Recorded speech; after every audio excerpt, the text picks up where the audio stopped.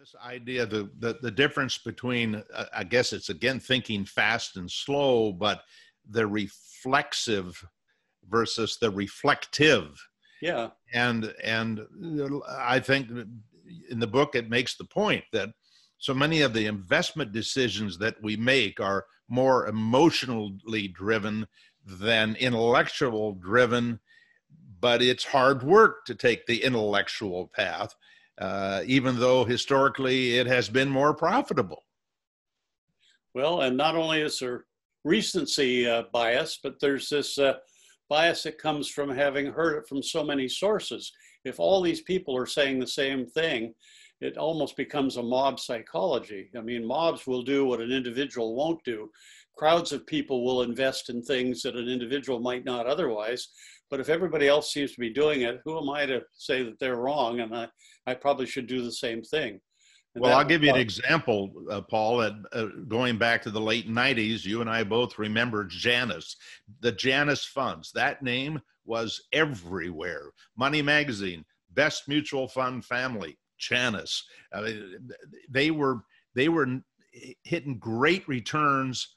They turned out to be one of the worst performing families in the bear market of 2000 through 2002. They had funds that had the same thing virtually in every fund. And so they had lots of funds that were considered to be amongst the best.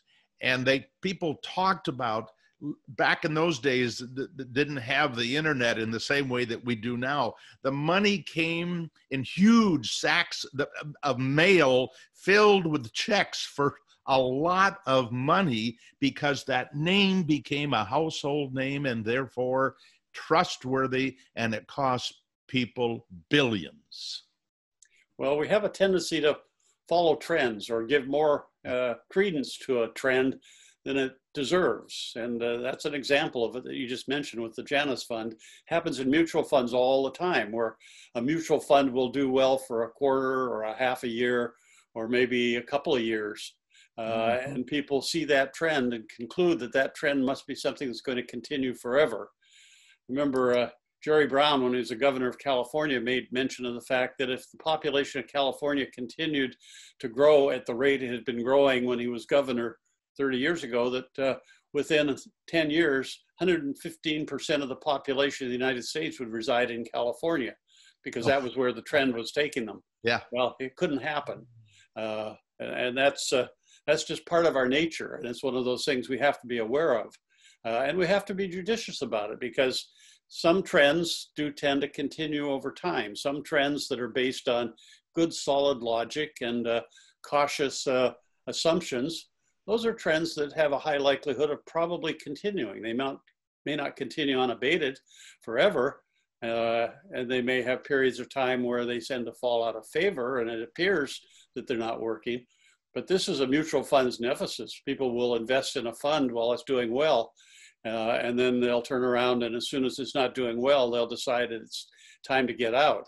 In the book, I talk about investor behavior and investment behavior, and a big distinction between the two, because investment performance often will exceed an investor's performance or an investor's return. How can that be? Well, people will invest in a particular mutual fund and hold it while it's doing well.